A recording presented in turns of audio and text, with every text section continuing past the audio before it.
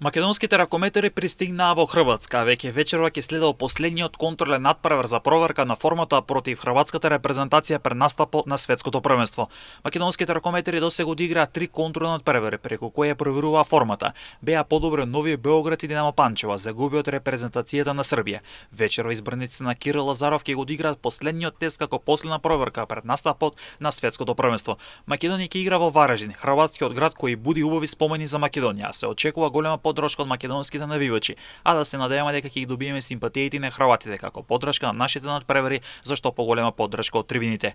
Македонија е во групата Д, а светското првенство го отвора на 15 јануари против Унгарија. Две дена подоцна следува мечот со Холандија. На 19 јануари ќе играме против селекцијата на Гвинеја. Очекувањето се дека Македонија ќе ја помине групата и ќе обезбеди следна фаза од светското првенство.